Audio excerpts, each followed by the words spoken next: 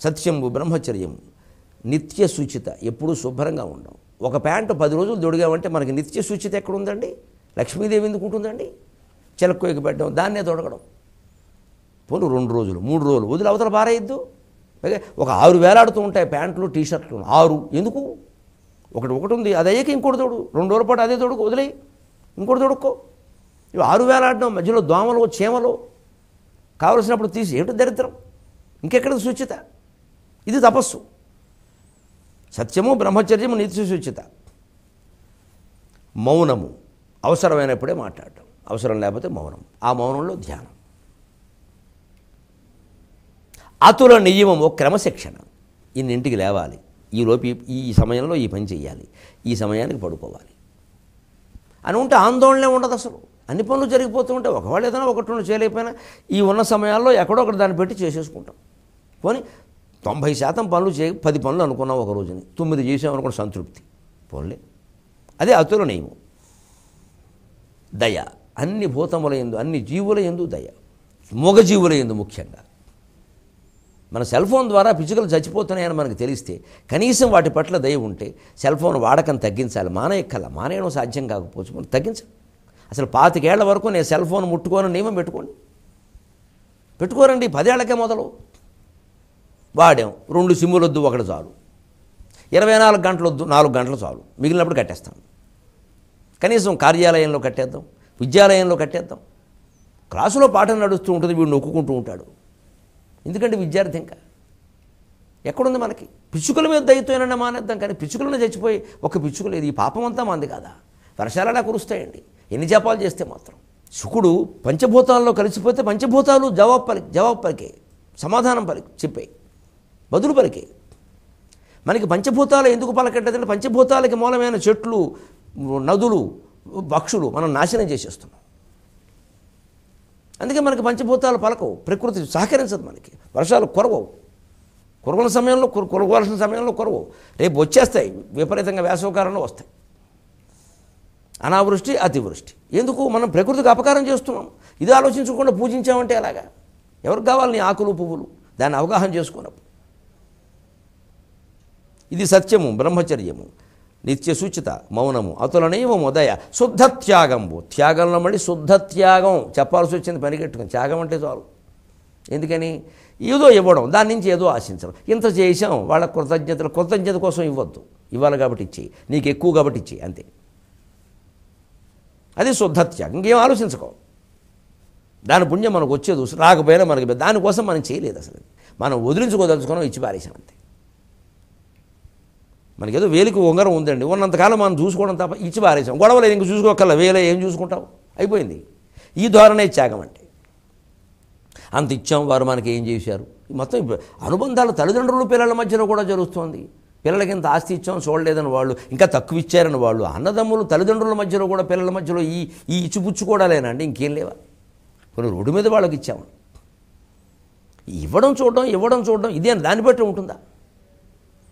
ఈ చెప్పిన సత్యంబు బ్రహ్మచర్యము సత్య శుచిత, అతుల మౌనము నియమము, దయ, శుద్ధ త్యాగంబు. ఇవి తపస్సంపత్యాకృతి రక్షణములండ్రు బుధులు పౌరవ ముఖ్య. తపస్సంపత్యాకృతులండ్రు బుధులు. తపస్సుతో సమానమైనవే. ఇంతకంటే తపస్సు అనేది, తపస్సు అంటే హిమాలయాలకు వెళ్ళి ముక్కు మూసుకోవడం కాదా అని చెప్పాడు స్పష్టంగా. అలాగే పాపాలు చెప్పాలంటే లెక్కగా పాపాలు 7 ప్రముఖమైన పాపాలు చెప్పమని అడిగాడు ధర్మరాజు. అడుగు చెబుతున్నాడు. ఆయనకి ఇబ్బంది ఏముంది, నాకు ఇబ్బంది ఏముంది చెప్పడానికి. మీకు ఇబ్బంది లేదు, ఎవరిని చేయొద్దు. అలా ఊరికనే వింటూ కూర్చొని అన్నీ 1-4 సార్లు అర్థం హాయిగాను, చూసి రాసి చూడకుండా రాసి. ఎంత సమాచారం అంటే ఇన్ని పాపాలు ఉన్నాయని మనకి తెలియదండి. ఉన్నవని తెలియడం ఎందుకోసం కూడా అవి చేయకుండా ఉండడానికి. సత్యం బ్రహ్మచర్యం అహింస వినడం ఎందుకు, అవి పాటించాలి. వీలైనంత వరకు చేద్దాం. అలా చేస్తే సమాజం ఎంత బాగుంటుందండి. సరుకు దాచిపెట్టడం కంటే ఘోరం లేదు. ఇవాళ ఏం జరుగుతుందంటే దాడులు చేయాల్సి వస్తుంది ఉల్లిపాయల దుకాణాల మీద. ఉల్లిపాయలు ధర పెరిగిందని కన్నా సరుకు దాచేస్తారా? వీళ్ళే గుళ్ళు కట్టిస్తారా మళ్ళీ? ఉల్లీశ్వర స్వామి రేపు పొద్దున ఉల్లిపాయలతో పూజ చేస్తారు, మీరేం ఆశ్చర్యపోకల్లా. ఇప్పటికే జంక్షన్లో ఉల్లిపాయలు పెట్టి పసుపు కుంకుమలు పెట్టి పూజ చేశారు. అమ్మ ధర తగ్గారు. మరి ఎవరికి చెప్పుకోవాలో తెలియట్లేదు వాళ్ళకి. ఏం చేద్దాం, ఉల్లిపాయకే చెప్పుకున్నారు. పేపర్లో వచ్చింది. ఉల్లీశ్వర స్వామి గుడి కడతాడు, ఉల్లిపాయలు దాచేస్తాడు.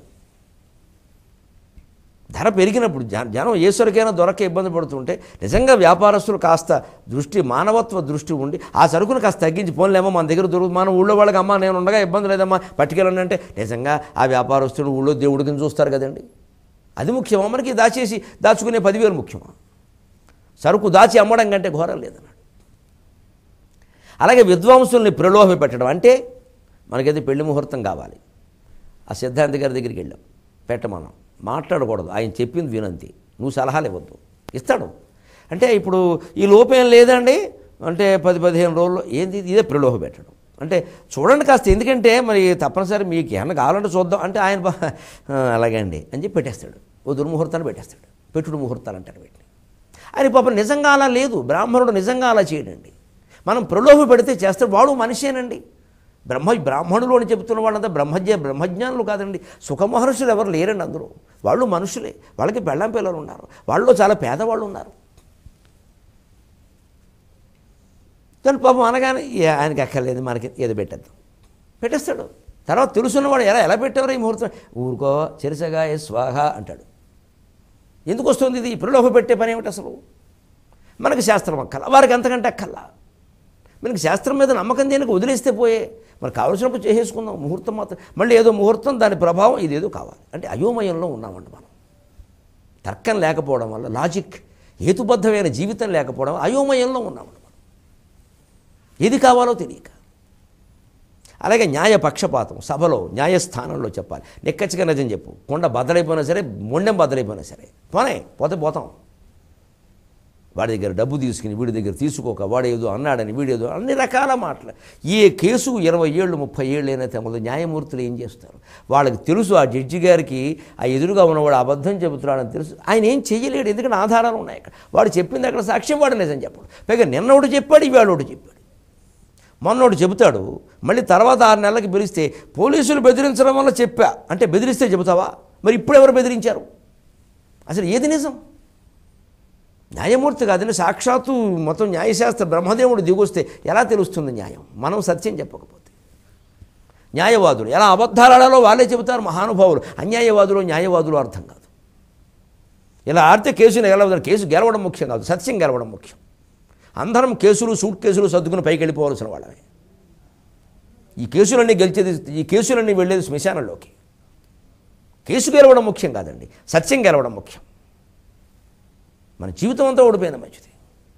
గాంధీ మహాత్ముడు తన క్లయింటే అబద్ధం చెబుతుంటే వీడికి శిక్ష వేయండి, వీడు అబద్ధం చెబుతున్నాడు, నాకు చెప్పింది వేరు, వీడు చెబుతున్నది వేరు తేల్చి పారేశాడు కోర్టులో ఒక దెబ్బ. అందుకని మహాత్ముడు అయ్యాడు. అక్టోబర్ 2 జాతీయ ఉత్సవం అయింది. మనం పుడితే పోతే ఎవడికి కావాలి? మన బతుకంతా అబద్ధాలన్నాయి. ఇది ధర్మం, ఇది భారతం.